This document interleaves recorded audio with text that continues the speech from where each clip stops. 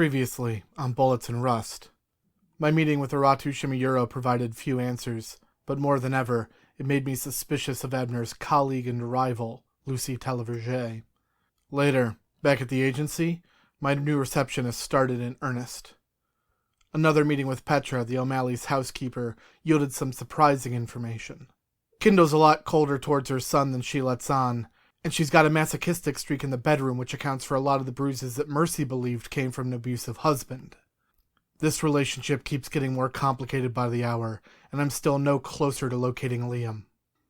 I also received a visit from mafia tough Quentin Giletti. I can't say I'm a fan of getting the shit beat out of me, but the aggressive pushback means that my investigation into Spencer Gent's death is ruffling feathers. That's good for clues, but it's not so good for my lifespan. Finally, I decided to see Blake West, to see if there was anything he could do to help me fill in some missing pieces of information. That's when I came face to face with Lieutenant Stanley Powers, the asshole who cost me my badge. What else is gonna go wrong?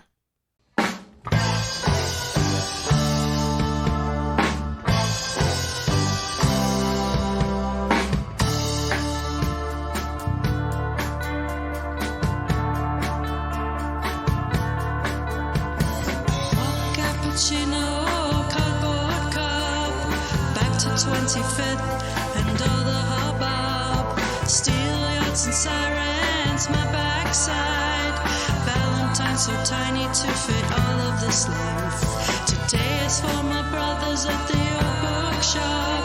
We talk about the trade and then we drink up. Back to the office, losing my high, feels like a Monday.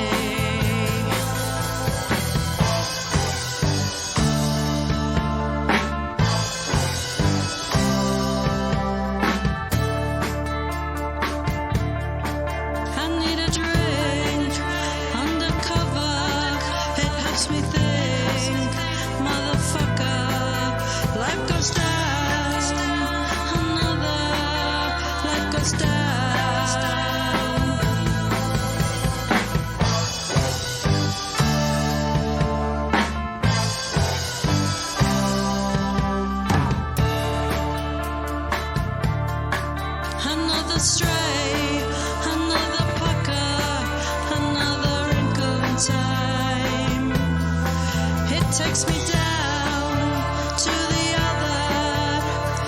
other woman. Oh, the rain, maybe Denison, visit the old ugly broad. Another stray, another pucker, another wrinkle in time.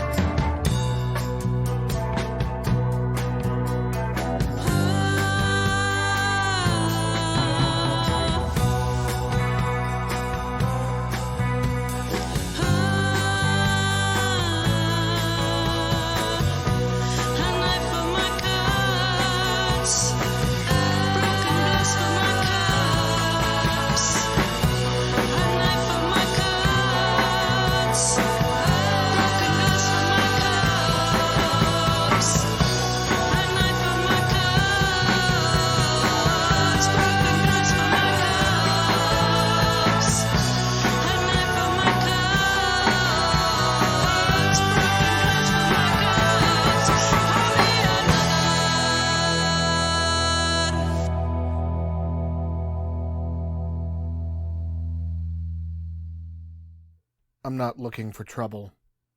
I was talking to Stanley Powers, the police lieutenant who had kicked me off the force because I wasn't willing to look the other way when one mobster killed another. Now, a decade later, his temperament had not improved. Is that so? Because you showing up here, that sure seems like causing trouble. There were two ways I could play this. The smart move was to act meek, shaken, to let Powers think that he had the upper hand.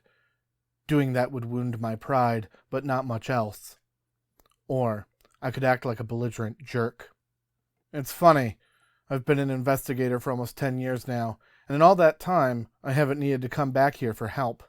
I mean, Most of the police in the city are pretty useless, but you've actually made it into district policy. Powers' face curdled. I had trouble containing my glee. What the hell do you want, Adams? There were 100 things that crossed my mind. A vacation, a villa in Paris, a decent retirement fund. Or maybe I ought to ask for a police department that's not on the dole to a bunch of petty thugs. But any of those answers would only inflame things, and I was dangerously close to crossing the line already. And in truth, while I knew that Blake and Somerset were working with O'Malley to keep this whole affair quiet, I had no idea of knowing if Powers was in the loop. It was better not to risk it. That's when I decided that the best answer I could offer him was the truth. More than anything, I'd like to get the fuck out of here. What'd you say? You heard me, Stanley. I don't answer to you anymore. With that, I walked around him and headed towards the door. He'd always hated it when people called him by his first name. I think he got an erection every time someone said his rank. That's Lieutenant Powers to you, Adams. He shifted his body to move between me and the door. As he spoke, his onion breath wafted over my face. What would happen to your little agency if we had an anonymous tip about you? That you'd been up to some squirrely shit. I'd sue your ass into the Stone Age. Oh, big man, gonna sue me. What about right here? Maybe I've got probable cause to search you and your piece of shit car. Maybe I'll find something interesting. In truth, he'd find an unregistered handgun, more than enough to cause me trouble, but I wasn't about to let on that I was afraid.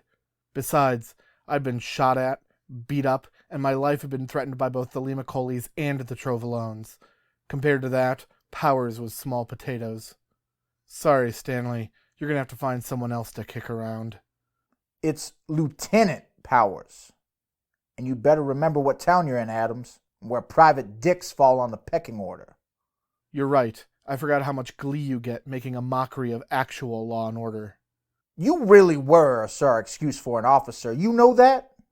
We didn't even miss you when you were gone. I never did fit in here, did I? I guess the recruitment office forgot the police are meant to lock up violent thugs, not give them a badge and a uniform. Powers was getting angrier with each passing second, and it's possible that I'd pushed things too far. I realized that it was time for me to get the hell out of there. Anyway, I was looking for one of your lapdogs. Why don't you send him to fetch me when he comes in here begging for scraps? Don't presume to order me around. And anyway, you're the one crawling out of here with your tail between your legs. Go fuck yourself, Stanley. I pushed the door open and stepped outside. Behind me, he yelled. That's Lieutenant Powers, Adams. You'd better remember that. Christ. No good deed goes unpunished, does it? Here I was, working my ass off to find this kid, a move that could only help the department. If the news broke, O'Malley would be off the case. The news media would start asking uncomfortable questions about department conduct, and the trial would almost certainly be moved to another venue. In that case, the two cops involved would probably be screwed. And yet, here was Lieutenant Asshole threatening me. At that point, my blood was boiling. I'd tried to play it off like I was beyond it all, but the truth was, seeing Powers again had opened up an old wound. I turned the ignition and peeled out of the parking lot. If I wanted, I could blow this whole case up. All it would take is an anonymous tip to Channel 5 News. I could see it already. Danita Harris looking into the camera saying, "Troubling news in the case of Liam O'Malley." But doing that would get that kid killed. As much as I hated those bastards, his life was more important than my vendetta. Knowing that fact, that's what separated me from them. I shook my head and pulled out my cell phone. I dialed my agency's number. My old office manager and receptionist, Linda, had quit last Friday. Just this morning I'd hired a new girl, Sam. Her first assignment was to go to City Hall to get me some records. Now it was time to learn what she'd been able to find. Adams Investigations. It's me. There was a short pause. I'm sorry, who? Are you kidding? Sorry, sir, this is my first day. Is there something I can do for you? It's me, Zeke. Another pause. Oh shit, sorry. I'm sorry. Thinking back, it's actually kind of funny, but at the time I wasn't exactly in a laughing mood. I'm really sorry. You sound different on the phone. It's fine, don't worry about it. What did you get on Kindle? I heard her take a slow breath. What the hell was the delay now? I know this is going to sound weird, but you really sound different over the phone. Maybe this should wait until you get back in. That way I know I'm not sharing anything I shouldn't be able to over the... Okay, listen. Do you remember my cell phone number? Yeah, but it's not listed on the caller ID. It says unlisted. I knew that already. Anytime I dial a number, I always add *67 to the beginning. That way, my name never shows up on a caller ID. You never know who might see the call history down the line. Listen, Sam, I'm going to hang up. Call my cell phone and tell me what you've learned about Kendall O'Malley, okay? Sure. With that, I tapped the disconnect button. For several seconds, there was only the sound of the car. Then, my phone rang through the Bluetooth sound system. Okay, give it to me. You know, this really doesn't prove anything. You could have just stolen Mr. Adams' phone. Or cloned his SIM card. I mean, she wasn't wrong, actually. I wanted to be angry, but she wasn't wrong. Fine, I'll be there in 5 minutes. Have it ready for me. Sure thing, boss. For such a suspicious person, she had a strangely cheery disposition. Who the hell had I hired? It took closer to 10 minutes for me to reach the agency. I practically ran up the stairs, and when I stepped inside, I found Sam sitting casually behind the desk. She'd arranged things already, moving the computer tower to under the desk and neatly arranging the wires into a single thread. Hey, boss, did you just try to... What did you find on Kindle? On Kendall O'Malley? Not much. But for Kendall Malone? Whoa. Sam opened the top drawer and retrieved a folder. However, this wasn't the usual bland manila. It was a bright blue instead. She changed her name away from Kendall Malone when she was 20. For the 8 years between that and when she married Killian, she went by Kendall Williams. I can't tell you why she chose Williams, but looks like she was trying to distance herself from her past. Be careful about jumping to conclusions. Sometimes it's easy to read too much into what you've found. Got it, but you might want to take a look for yourself. She tapped the folder with her finger. Most of the records from before she turned 18 are sealed, but it wasn't hard to figure out where she went for school. I called and I found out where her old house used to be. When I put the address into the Nexus search... Her old school gave out her address? That was unusual. Schools are notoriously hesitant to give out personal information over the phone. Even decades later, you often have to give them a litany of paperwork. Sometimes it even requires a court order. Yeah, I told him I was from the alumni organization. Her 20-year reunion will be next year, and I said I was trying to get pictures of people's old houses to put up by the name tags. When I talked to them how we couldn't get a hold of Kendall's address, they were very helpful. Who the hell was this girl? I was suddenly very glad that she'd seen my ad. That's good work. What did you find? Her name wasn't linked, but a girl the same age was taken from the house of the family that adopted her back in 1998. She spent a year in and out of mental hospitals across the state. Really? Reaching forward, I took the open folder in my hand. An old Plain Dealer article had a picture of a house in black and white. The headline read, "Teen Girl Attacks Family with Knife." No names were given, but the unnamed teen was the same age that Kendall would have been. Once I had that, it was easier to find other things. Like the fact that Kendall Williams was convicted of assault in 2002, and that part of her defense was that her violent mood swings were a part of her medical condition. She spent 3 months in jail. Later on, I looked at the mugshot that was connected to the address. Sure enough, it was Kendall O'Malley. Younger, angrier, bearing an unhealthy pallor, but it was definitely her. The arrest records came from Pittsburgh. She changed her name right after she got out of jail. Her probation ended a year later, and once that happened, she moved back in with her sister. Damn. Oh, there's more. More? I noticed that one of the databases you have has access to 911 calls. Yeah. So I went back to significant dates in the case. The night Liam went missing, the day she moved back in with Killian. I didn't have to look very far for the O'Malley's address to pop up. You're kidding. Why the hell didn't Blake tell me that?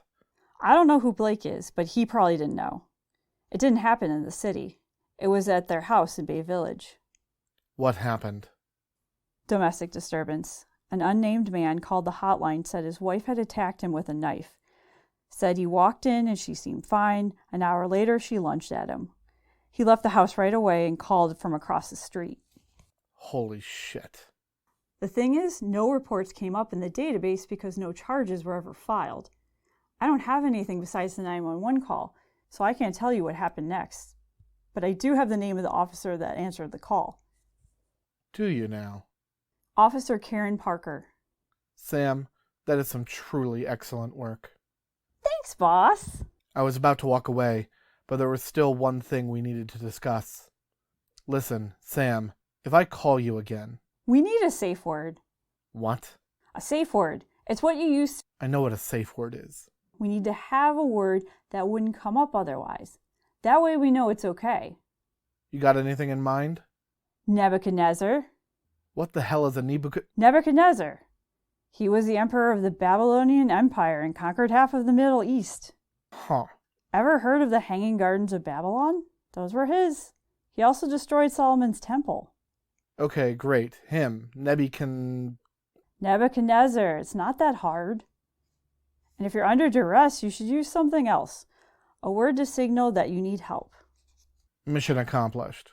Not until we have... No. Mission accomplished. That's the other phrase. Oh, yeah, sure. Mission accomplished. I guess that works, but it's kind of strange. Stranger than Nebuchadnezzar. Yeah, he's not that weird. He's in the Bible. I thought a guy named Ezekiel would be all into that. There's a reason I go by Zeke. You don't like your name? Are you crazy? It's great. Yeah, not for me. She looked at me like I was crazy. Listen, your name's Sam. You don't know what it's like being the kid with the funny name. You shouldn't let stupid kids ruin your own name for you. Ezekiel's a badass name. He was a prophet. Right, well, there's not many people that call me that. Just one, really, and he was raised Jewish, so he's got an excuse. You just met me. For all you know, I could be Jewish. You're not a Scientologist, are you? No. Good. I dated a Scientologist once. Second biggest mistake I've ever made, and we're using mission accomplished. Why are you so sold on that? Because it reminds me that even violent pricks get overconfident. She furrowed her brow, which made me wonder if she was too young to know the reference. Christ, am I really that old? This wasn't the time to worry about things like that. I had things to do. These cases were dangling overhead, a modern-day sword of Damocles. At any moment, the string was going to snap. Heading out, I checked my private drop box. Inside, I found an overstuffed manila envelope. I hastily tore it open, revealing a thick rim of financial records. It was the stuff I'd asked Justine to get for me. Shoving the envelope inside my jacket, I stepped out into the street. I made it halfway to my car before I realized that someone was coming up behind me. I jammed my hand into my jacket pocket. As my fingers wrapped around my Walther, I spun sharply on my heels. Jesus, Zeke, it's me! Less than 6 feet away, Blake West lifted his hands into the air. Don't you know it's dangerous to sneak up on people? Clearly. Listen, I heard that you came by the station. Don't worry, I won't make that mistake again. You've got to be careful, Zeke. There's only a handful of people who know what's going on, and it needs to stay that way. You understand? Sure. My neck's on the line in this fucking thing. Not to mention the kid's life. If he's still alive. The tone of Blake's voice revealed a notable lack of confidence. But until we had a body, I was operating on the assumption that we still had a chance to save Liam's life. Listen, I've learned a lot since the last time we spoke. It's mostly dead ends, but a couple of promising leads, too. Blake turned his head to make sure that there was no one within earshot. Listen, Killian's been assembling a file on Angelo Limacoli. I think the family knows. That adds a hell of a motive. Blake nodded his head appreciatively. It certainly does. And Kendall O'Malley? She doesn't have quite the airtight alibi that you think she does. Blake's eyes narrowed, and his scowl grew more severe. What the hell does that mean? I'm still working on it, but neither one of them has an alibi that would stand up under scrutiny. His might even be a little bit better. So where was Kendall? A hotel. God damn it. Listen, I need access to certain files, Kindle's especially. One's from before she turned 18. That long ago? What are you looking for, Zeke? A history of mental illness. A lot of those records will be sealed. I thought Somerset had his thumb in this. When has anything as pesky as the law ever gotten in his way? Nothing from it would be admissible in court. He might have to call in some heavy favors for that kind of thing. What's the use of being in bed with a corrupt police commander if you won't use him to dig up the dirt you need? Fair enough. You might also talk to people in the 3rd District about any funny activity. Strange movement around safe houses, unusual chatter from informants, that sort of thing. Of course, you'll have to be careful. Don't ask anyone on the family's payroll. I can ask around, but I doubt I'll get very far. There's still people taking cash from the Trovolones. If they're behind it, there's going to be a strong desire to sweep it under the rug. Well, if that's the case, at least we'll know who's behind all of this. We might even solve this thing. Even still, the district wouldn't have most of that stuff. Then who would? You missed the changing of the guard. Almost everything about the Limicolis goes right back to the feds these days. We only handle the street-level stuff, distribution, petty thuggery. I don't suppose you have any friends in the FBI? He probably won't be able to tell me much without cluing him into what we're looking for. They're paranoid about leaks, afraid the families will use the local 5-0 to get intel. And do you trust this guy? With my life. Then ask him.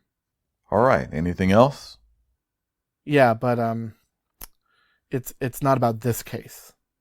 Zeke, I'm not sure what else I can do. This is bringing enough unwanted attention onto me as it is, and your little stunt at the precinct didn't help. Then answer your phone when I call you. Anyway, I'm looking into a shooting that happened last week. A guy named Spencer Gent. The Limicoli thug? What about him? It's complicated. But if you could pull whatever you guys have, ballistics, witnesses, anything. That's asking a lot, Zeke. So are you. Because of you, I've been threatened by both families. Just get it done. I'm smart enough not to dig around that kind of thing unless it's important. Trust me, it's important. Lives are at stake. Okay. I'll see what I can do. Yeah, thanks. Now, unless there's something else, I've got places I need to go, and questions just begging to be answered.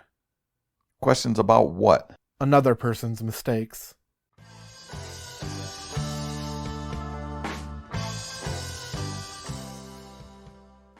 Making direct contact with someone that you're investigating is a perilous thing. However, the shortest distance between any 2 points is a straight line, and besides, if Lucy Televerger was the one who was blackmailing Abner, it was doubtful that she'd be all that surprised. Of course, people like Lucy make a conscious effort to be as difficult to contact as possible. Most likely she had an impermeable barrier of assistance and alternate emails, all to keep people like me at a distance. But people like her always have a private number, and I knew someone who was certain to have it. I dialed Abner's office. Within seconds, his assistant Riley answered the call. Mr. Forrest's office, how may I help you? Hey, it's Zeke Adams. You shouldn't be calling here. I was already there this morning. You were here? When? I've been here all day. I wasn't visiting Abner. Who are you? Don't worry about it. I just need Lucy Televerger's personal phone number. For what? What do you think? And be careful what you say out loud. You never know who might be listening in. Her private number? Do you know the kind of trouble I could get in for sharing that? Like I'm gonna tell her where I got it from. If you're asking about Mr. Forrest, you probably won't have to. Listen, Riley, I've handled a lot of blackmail cases, all right? I know what I'm doing. The woman's a viper. She sees right through bullshit. This isn't a good idea. Look, you can either give me the number or you can transfer me to Abner. When he asks you for it, I doubt it'll come as a request. I don't think you should contact her. What if she's the one doing the blackmail? That's exactly what I intend to find out. I really don't think... Do you want to explain to your boss why you're hindering this investigation? I'd prefer to keep him out of this, but if you insist... The threat hung in the air. Riley was silent for a moment as she weighed her options. Then, finally, she came to her senses. I had the feeling that Abner's temper and his noted lack of patience were doing a lot of the heavy lifting for me. Fine. It's 440-777-3421. Happy? Not really. With that, I hung up on Riley and dialed Lucy's number. Within a few seconds, there was a new voice in my ear. Who is this? Zeke Adams. How'd you get this number, Zeke Adams? Let's say that we have a mutual friend. My friends don't give out my private number. They might, when they're trying to help you. She scoffed audibly, but remained silent. I knew that I only had this one chance to persuade her to meet up with me, so I went straight to business. Ms. Televerger, I'm an independent investigator. I'm working on a case that directly involves you. For your protection, I'd like to have a conversation face-to-face, away from the office. You think I'm going to meet in private with someone I don't know who called my number out of the blue? I thought I could buy you lunch. I'm sure you did. Pick somewhere public, somewhere you like. It doesn't matter how much it costs. I'm going to hang up now, Mr. Adams. Don't call me again. For someone in your position, Ms. Televerger, you certainly have a lot of endurance. She said nothing. However, she also didn't hang up. The next thing out of my mouth needed to be good. I wasn't going to have another shot at this. I spoke with Mr. Shimeyuro this morning. He's very concerned about the future of his company. Did you know he's had you followed? I know he's had a detective following me, Mr. Adams, and I also know that it isn't you. Nice try. I never said it was me, but I am positioned to help you. Shimeyuro doesn't have much time for anything but the IPO right now, but he's taking note of his people and who he thinks has a future at his company. Cooperating with me, that might go a long way to shoring up your position. So what are you investigating? I'd like to discuss that over lunch. That, and what future you envision for yourself at SynCorp. Are you trying to blackmail me, Mr. Adams? That almost made me laugh out loud. Somehow, I managed to restrain myself. Quite the opposite, I promise you that. All right, meet me at Lola tomorrow at noon. You're buying, and this better be good. I'll see you tomorrow, Ms. Televerger. Don't be late.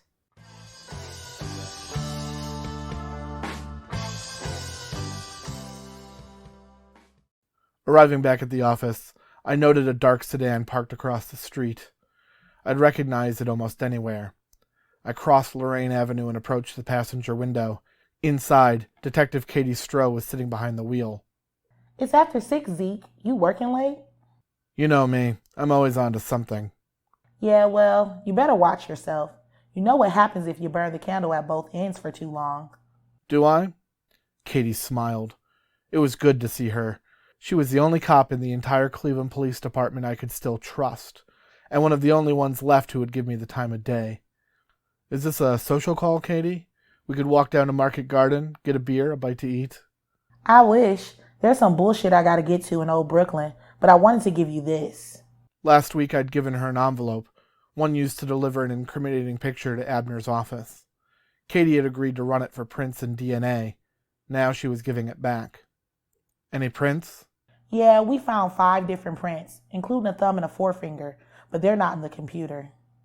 Damn it. Though it wasn't likely, I'd held out hope that this might help me crack the case. Any DNA? Negative. Okay, well, it was worth a try. Thanks for bringing these by.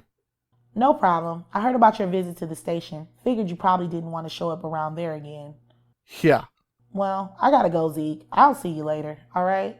You take care of yourself. Katie nodded before driving off down the street, whipping around the corner at a breakneck speed. Once she was gone, I crossed back over to the north side of the street, walking up the stairs to my agency. I checked the drop box on the way, but it was empty again. Today's deposit was probably the best I was going to get. The door was locked, the lights off. Slipping inside, I made my way to the bathroom where I used the mirror to give myself a once-over. I looked like a mess. There were bruises on my face where Quentin had punched me. I had a couple of cuts, too, but at least those weren't bleeding anymore. I washed under my armpits and changed into a nicer shirt. Then, I spent the next couple hours filing the documents Justine left me earlier in the day. By the time I arrived at the Ugly Broad, Mercy was sitting at a table in the back. On my way over, I ordered myself a drink. She grinned when I settled into the chair.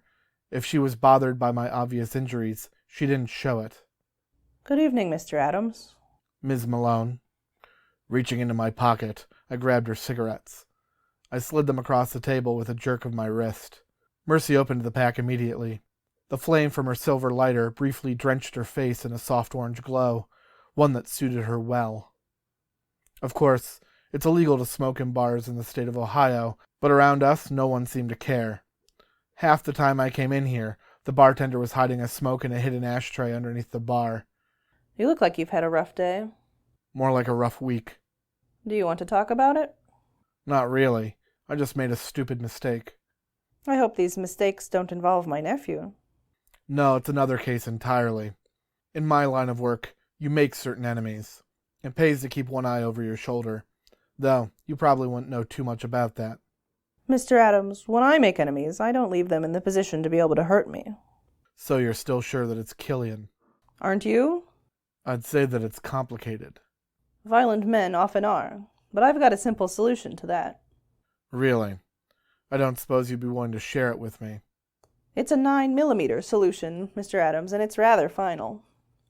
She must have seen my disapproval. There are some men that won't ever fit into society's boundaries, you know. They're incapable of it, like rabid dogs. And like a dog, you have to put them down. And who chooses who deserves to be put down? The person holding the gun always chooses to give mercy or deal in death, but the incurably violent, they're the ones that put the innocent in the position of having to make the choice. Them, not us. If you're making that choice, I'd hardly call you innocent. You may not be guilty exactly, but you can't kill someone without it changing you. No one's innocent, Mr. Adams. No one. You look hard enough. We've all got it coming. That's a hard way to live. I wasn't given many options. I could turn hard, or I could let myself be broken. Like your sister? No, wait. What? Mercy. I know about her convalescences. My sister struggled. She suffered through a great deal at a young age, things that no one should ever have to. I never said I blamed her. You're calling her weak. I'm calling it what it is, Mercy. A mental break. Mercy scowled and turned her eyes down towards the table. What? Did you think this would never come up? That no one would find out? Trust me, you're lucky that I found it first. If this case ends up going to court, it's going to be rough on her. She's going to be asked difficult questions. And the witness stand? That's an unforgiving place. Mercy finished her cigarette, dropping the butt into a half-full glass of water. Do you think it's going to come to that? If it's Killian, then you bet your ass it will. She's the only witness, the only person besides him who can vouch for his whereabouts that night. If this comes down to a he said, she said, his lawyers are going to use that to tear your sister apart. Mercy looked pale. I hadn't thought of that. Well, I have to. I can't afford not to. Sooner or later, I'm going to be asked to share what I've uncovered. If you don't want Kindle placed under the proverbial microscope, then I need a crystal clear picture to paint to the authorities. That means we need to talk about who Kindle is, Mercy, not who you want her to be. That's a cruel way of putting it. I'm not a fan of wasting time. All right, Mr. Adams. Ask away. Let's get this out of the way first. How stable is she? It's been years since she had any trouble. She takes medication, but I couldn't tell you what it is. I've spoken to several people who knew the family. Most of them described her as cold, especially around Liam. Would you say that... That's also cruel. I'm only telling you what I've heard. Any defense attorney trying to make a case for reasonable doubt... I understand. She pulled out another cigarette and lit it with a flick of her wrist. What's true is that Kendall has never been the warmest person. But there's a difference between being even-keeled and being cold. She's learned to keep herself in check. She no longer has her hysterical fits, but that it also makes her affections more subdued. Some might call her hard, but they don't really know her. Kendall feels very deeply, Mr. Adams. That's why I'm so worried about her. She might not show it, but this is tearing her apart. And if she had to leave Killian? I'd hope she'd turn to me. What if she couldn't? Mercy's eyes narrowed. Smoke slid out from between her lips. What does that mean? Things like this can accelerate sometimes, spinning out of control. If that happens, if you're not available, where would she go? Why do you need to know? Because I need to talk to her. And I need her to open up to me more than she has already. If she continues keeping me at arm's length... Look, Mercy, I'm trying to help. I want to save your nephew's life, and Kindle's too. Now, If her back was up against a wall, where would she go? Not the condo, I'm sure of that. The house in Bay Village? The house? Hardly. It's not a home. It's another one of Killian's trophies. She wouldn't go there. What about the house you mentioned, the one in Canada? She took a long drag of her cigarette, blowing out the smoke in a long plume. I suppose. It's private. Describe it for me. I don't see why. Because I might need to go there. To get her. Mercy nodded. All right. It's a nicely sized bit of land, 2.5 acres. The main house is visible from the road. I sleep in the master bedroom, but Kendall still uses the room she had as a child. There's a guest house in back, but it hasn't been used in some time. Ages. There's a long path in the back that leads to the water. We used to swim in the lake as children and ice fish in the winter. After we moved, it was left dormant. I spent a fair amount of money to repair the main house, but it's fairly simple inside. It's not as extravagant as it looks. I nodded along. Now that I've told you that, what have you found out? You seemed doubtful that it's Killian. Why? In my head I thought, because your sister's looking more suspicious by the minute. However, I managed to hold my tongue. I'm running through leads like the Limacolis. They're the ones that gave me this, I said, pointing to my bruises. They don't know what I'm looking into, but they're dangerous. If they're involved in this... I let my voice trail off. Mercy's eyes remained fixed, as if she were trying to read my thoughts by tracing the lines across my face. Listen, Mercy, let me be honest. I hope that Killian's got nothing to do with this, because if he is, there's very little hope that Liam is still alive. That's a very odd way of seeing things. Is it? People don't do things like this to their children, not unless... I just hope that there's somebody outside the family. That's our best chance of getting him home again. What else have you learned? I couldn't help but chuckle at how she said it. It was almost like she was trying to interrogate me. You've got to trust me, Mercy. Trust my experience. This will work its way out eventually, and I'm doing my best to speed that along. In truth, some cases were nothing but a knot of dead ends. There was no guarantee that this would be any different. But the only way to find out if something is a dead end or not is by darting down a lot of blind alleys with your eyes wide open. You have a strangely reassuring way of putting it, Zeke. Eventually it all works out, Mercy, because it has to turn into something. That might mean it all goes to shit. We could only play the cards we're dealt. At that, Mercy nodded in agreement, and our conversation quickly turned to other topics.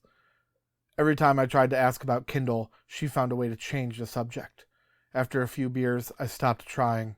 We spent another hour talking about travel. Switzerland seems like a nice place to live. Close to everyone, beholden to none. That's clever. Words to live by. She was keeping me at arm's length now. I wondered if she no longer trusted me. Did she know that I was trying to pump her for information? One thing was certain. Even after 4 drinks, she still had an eye for detail. Shortly after midnight, I risked a quick glance at my watch. Impatient, are we? Just noting the passing of time. I've got a busy day tomorrow. This whole fucking mess has me exhausted. I just want to think about something else. To feel something else. I'm doing the best I can to bring Liam home. I don't want to talk about it anymore, Mr. Adams. Not tonight. I'm too tired tonight. Okay, then. Was there something else you wanted to talk about? She slid out from her seat. You're responsible for making me feel this way, you know. Asking me all these questions. I'm struggling to distract myself, to maintain my composure. Sorry, I'm just... Don't apologize, Mr. Adams. Fix it. The first time I'd gone home with Mercy, it had been a bad idea. This time, it was a terrible one. But hell, Mercy was beautiful, and I'm not immune to temptation. I could offer 100 different excuses, but the truth is I simply didn't have the will to resist her. As Mercy stepped out into the night, I had no choice but to follow.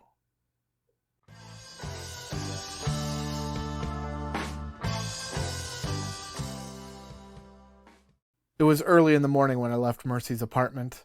Not as early as the last time, thankfully. It's not every day that I get calls from distraught mafia widows looking for revenge. I felt a tinge of guilt, Mercy didn't realize how closely I was looking at her sister. I comforted myself by remembering that none of this had been my idea. I drove home as quickly as I could.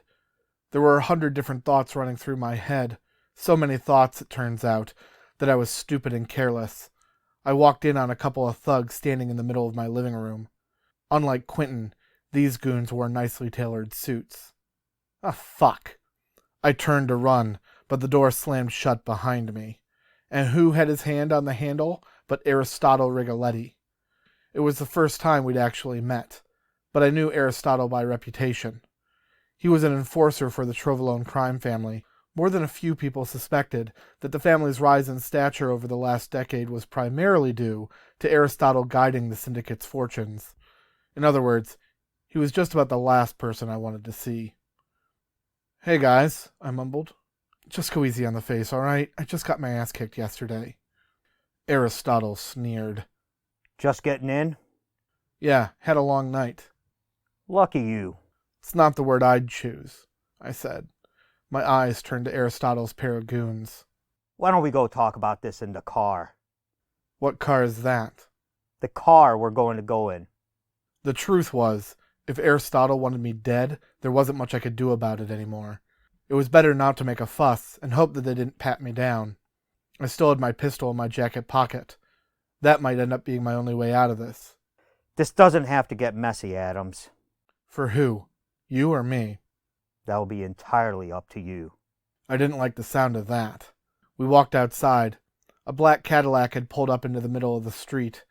There was a slender woman behind the wheel, but she remained silent as we climbed into the back. Aristotle's goons sat on either side of me. Aristotle faced me. He tapped the glass separating us from the driver. "Let's go." A minute later, we were on our way downtown. Once upon a time, all of the mob families were run out of Little Italy. The Limacolis still were. Did that make them venerable keepers of the old way, or were they hopeless dinosaurs on the verge of extinction? Sometime in the late 90s, the Trovolones had moved off of Mayfield Road. These days, the family was run from two locations: a small warehouse on East 30th and a sporting venue that had a racetrack and slot machines right off the highway. They call it a racino. Today, I was being taken to the facility downtown. As we pulled up outside, the driver rolled down the window. "They said you ought to bring him straight up." "He doesn't want him softened up first?" "They said straight up. I wouldn't mess around with it. He sounded pissed." Aristotle sighed, looking almost disappointed, but he nodded at the two goons and they opened the door to let me out. The warehouse was 3 stories tall, with a brick exterior and large windows which gave the building an almost religious stature. It felt ominous as I was escorted inside. There were groups of guys huddled around equipment on the ground floor: cars, guns, an assortment of other tools. Aristotle led me up a flight of stairs. At the top, a small office overlooked the whole interior. Inside, I found myself face to face with Michael Trovolone, Sylvester's oldest son and heir apparent to the family business. Michael was slightly younger than I was, in his late 30s.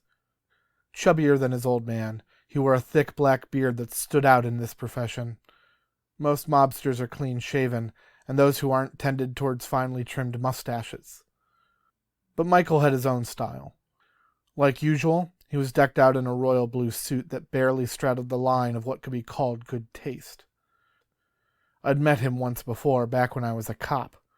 It was not an experience I sought to have again. "Sit down." He spoke with a casual firmness. I was hardly eager to antagonize the most powerful mobster in the city, so I did as he asked. I've got my pride, but I'm also not an idiot. I've got my pride, but despite Quentin's objections, I'm not an idiot. Michael was also, inadvertently, the man most responsible for my quitting the police. Everyone knew that he'd been the trigger man on the hit of Brady Francone. I just hadn't been given the resources to prove it. "You know, Ezekiel, you've got quite the reputation around town. You leave the police in disgrace, a man too principled for his own good and too flawed to live up to his own standards. Most of us never gave you a second thought, but it turns out you've actually made quite a niche for yourself." How does one take a compliment from a man like Michael Trovolone? If you want to live, you nod, smile, and you keep your mouth shut. I always assumed that you had to be real smart. A guy like you making his own way in this town as everything turns upside down. It's not like the old days, is it? Everything's gotten more complicated. Michael paused, waiting to see how I'd respond. When I said nothing, he shrugged and continued to talk. It was based on the assumption that you'd have the good sense to know when to stop. You'll have to be more specific. Apparently I've pissed off everyone this week. It's getting hard to keep track. Cute. He smirked, and my blood ran cold. After your recent car troubles, some people might decide to take some time off from work to let their cases, well, to make them go away. Well, a smart man knows when to slow down if he doesn't want to get himself hurt. Just because I'm smart doesn't mean I'm not stubborn. Michael reached forward and grabbed a pen from his desk. He shuffled it in his hand, tapping it against the hardwood surface. Listen, Ezekiel, I respect a man like you. On your own, you don't have a family or a department backing you, protecting you. It takes a lot more guts to stand in the dark alleys by yourself than it does to march forward with a badge pinned to your chest. But a smart man knows when he's reached the edge of a cliff and shouldn't take another step. Unfortunately, the edge isn't always clear. And sometimes it's looking you right in the face. His eyes burned with a sudden intensity. I could feel his goons stepping close behind me. I wasn't lying when I complimented you, but that doesn't change much. I'd hate to hear that you suffered some kind of accident. You understand? I think I get the drift. Good. So can I move forward with the assumption that you'll stop, well, doing whatever the hell you've been doing? My options were limited. The easiest thing would have been to nod my head and disappear. But men like Michael, they have no respect for cowards. Sometimes respect could be a powerful tool. Of course, there are times when the difference between standing your ground and stepping off a cliff are almost indistinguishable. If I misjudged a situation, there was a decent chance I'd end up floating in Lake Erie. Listen, Michael, I'm not trying to get in the way of your business, and I'm not working for the police. I'm just trying to find the truth. The truth can be dangerous. We both know that. People get hurt. People die for it. The truth is powerful, and information's always a valuable commodity. You just can't stick your nose into other people's business without ruffling feathers. I'm not trying to ruffle any If the truth, as you so delicately phrase it, wasn't dangerous to someone, it'd already be common knowledge. Sometimes you have to let the dead stay covered in the dirt. Maybe someone needs the dust kicked up. Michael shifted in his chair. He wasn't athletic, but he had a steely-nerved intensity. This was a man who ordered the deaths of other people with a wave of his hand. If you want to pick a fight, you ought to make sure it's one you're going to win. That's not the case here. All I want is... Spencer Ghent is dead. It's in everyone's interest that this be the end of it. And unless you, or his wife, or anyone else you've involved in this trash want to join him, you'll back the fuck off. Why are you so scared of a dead man, Michael? I'm careful. The dead man doesn't bother me, but you're pushing yourself in my business. Making smoke where there isn't fire, and that's dangerous to do when you're in the middle of the woods. You want to find the man who killed Ghent? Well, I don't give a fuck about that. But when you start prying into my business, it starts to look like I was involved. That, Mr. Adams, is what I do not appreciate. Now we were getting somewhere. And I don't like that you tried to talk to a family member behind my back. I don't know what you're talking... And I don't like your old friend at the precinct bugging people who I consider friends. That isn't... Chester may not be my blood, but he's still my brother. He's loyal, too. I know I can trust him. But it's still, how shall we say, rude to try to turn him against his family. You're that angry that I called Chester. That's why you sent the guerrillas? At that, Michael laughed. Guerrillas, that's very funny. His two goons weren't laughing. They stared at me with a dull, petulant rage. Of course, my guerrillas are very good at what they do. Rennie proved that to you the other night. He pointed at the man to his left, and I glanced over. I couldn't remember ever seeing him before, and a face like his, well, let's just say I would have remembered. Did he? Rennie chuckled darkly. That was a clever trick at Dead Man's Curve. I hope the windshield didn't cost you too much to replace. I turned back towards Michael. You tried to have me killed because I gave Chester a call? Jesus, Michael, isn't that a little extreme, even for you? If I told him to kill you, you wouldn't be talking. He was supposed to shake you off the case. I'm sorry to see that his theatrics weren't sufficient. Michael, you may not believe this, but I'm actually trying to help you. Is that so? Hell, I might even have information for you, but I can't do jack shit if I'm dead. He waved his hand, as if he was offering me a chance to say my piece. I can't share much like this. Information like this? It has a way of getting loose. I nodded my shoulders at the two goons. Michael almost laughed. What? You think I'm going to ask them to leave? Information is power, right? There are things I'd like to share. Things that have almost gotten me killed. I'd assume that a man like you could appreciate the need for privacy. Michael leaned back in his chair, tapping his pen on one of the leather-wrapped armrests. I trust my men with my life. You might, but I don't trust them with mine. This is private, between you and me. Michael eyed me warily. After several moments, he nodded towards the door. The goons didn't argue, but they flashed me sour looks on their way out the door. Rennie, especially, seemed to suggest a staggering amount of violence if he were let off his leash. The moment they were gone, Michael leaned forward over his desk. All right, Ezekiel, it's your turn. Let's hope this information lives up to the hype. First, it's 2 pieces of information. Under no circumstances can these hit the streets. You talked about starting fires. Well, this would put the Infernos out in California to shame if it ever made it out. Now I'm very interested. When's the last time you spoke to your pal Killian? What about him? Whatever Michael had expected me to say, that hadn't been it. A flash of surprise ran across his face, but quickly it vanished beneath his confident veneer. Listen, I know that your family had a hand in his, well, let's call it a charmed rise to power. Now, someone's trying to bring him down again, and they're using his family to do it. Michael leaned in, his pupils like twin barrels of a shotgun. I've been trying to find out if the Limacolis are involved, but it's hard to say. However, if this situation doesn't resolve soon, the killer cop case he's working is going to blow up in his face.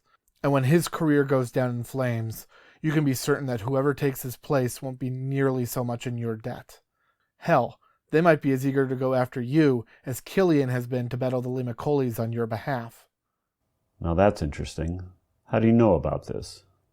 Because an interested party hired me to step in the middle of it all, to help stop it before it gets out of hand. And you're looking for help? I'm looking for breathing room. I need to be able to work without your hoodlums breathing down my neck. We'll consider it. Now, what's the other thing? You think Spence Gent is old news. You're wrong. There's anger on the other side, not from the top, but from the rank and file. Honest to God, Michael, this thing's a powder keg. People have been killed for a lot less. It was mostly bullshit. The only person who really cared that Spencer was dead was Justine. Walk down Mayfield Road and take a survey of Limacoli thugs. They just lost a colleague. Of course they're upset. They're not upset. They're eager for blood. This is how wars start, Michael, with one small act of violence. It's a dangerous thing, lying to a man like Michael Trovolone. But hell, he was already threatening to kill me. I might as well take advantage of my private audience. Michael, there's a growing disconnect between the street and the back room. When guys start going behind their boss's back, that's when things get out of control. That's how Cleveland became Bomb City, USA. I don't want to go back to those days. Do you? Not even guys like Shondor Burns were safe back then. No one was immune. Not once somebody pulls the wrong trigger. Hell, all it takes is a single bullet. You know that better than anyone. The last bit was a thinly veiled reference to Brady's murder, one that didn't go unnoticed. I saw the way Michael's eyes dipped down. The gears in his head were turning. He wasn't there yet, but if I gave him just the right push. You know who gave me these bruises? Quentin Giletti. The other side's trying to bury this, but all they're doing is adding to the blast. I'm the only one who's trying to defuse the bomb. If the person who killed Spencer Gent ends up finding justice, that would go a long way to cooling the waters, if you know what I'm saying. But who knows? Maybe you ordered the hit. In that case, I'd say closing ranks is a good idea. But otherwise, it's in your interest to help me find out who did this. The longer it simmers, the greater the chance that somebody does something stupid. And hell, you don't want me in your business. That's fine with me. I don't want to be mixed up in this shit anyway. But if you're not the one who had Gent killed, then all I ask is that you get out of my goddamn way. Because otherwise, there's going to be more blood in the streets before this is over. That was it. My big play. I hope desperately that I haven't overplayed my hands. Men like Michael respect courage, but they also don't suffer fools. The line between those things is thinner than you realize, until you've crossed it. Michael glared for a long time. Then, using his fancy pen, he scribbled a note onto a piece of paper. He slid the message across his desk. A friend of the family contacted us. He's not one of us, but we've done a lot of business together over the years, especially when the Russians were running that part of town. He was worried when one of the Lee McCauley men started sniffing around the neighborhood. Wanted us to step in. Did you? The Russians might have gone quiet for the last couple of years, but it's only a matter of time before they come back. I don't want to start a fight over territory I can't keep. It's not worth losing good people over. Us versus the goddamn Russians. It's like the Cold War all over again. Anyway, you might ask him if he knows anything. If he's still angry after we turned him down, he might have sought out a third party. Michael had written a single name on the paper, Igor Petrovsky. I committed it to memory before tearing it up and throwing it in the garbage. I'll be sure to keep your name out of it. You'd better. And like I said, he's a friend of the family. You know what that means. I nodded. Good. Now it's time for you to go. With this out of the way, I don't expect to find you meddling in family business again. Do you understand? Because that would be very bad for you. I understand. I sincerely hope so. You better put this fire out fast, Mr. Adams. I'm trying. Do better.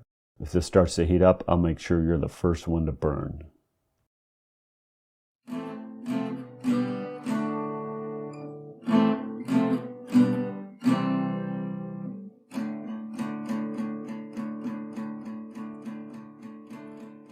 Bullets and Rust is written, recorded, and edited by Abraham Dunn. The theme music is written and performed by Avril McAnally. The cast for this episode was Charles as Aristotle Rigoletti. Rachel Cotton as Detective Katie Stroh. Johnny Davis as Lieutenant Stanley Powers. John Hawkins as Michael Trovolone. Allison Lightbody as Mercy Malone. Alexandria Marshall as Riley Parker. Libby Monroe as Daisy. Bridget Papagenidis as Samantha Larkin. Anne Payne as Lucy Talaverge. David Payne as Detective Blake West. It should go without saying, but this series is entirely fictional, as are its characters. Any claims of resemblance to actual people says more about the person making them than it does about this show. This has been a Needle Drop production.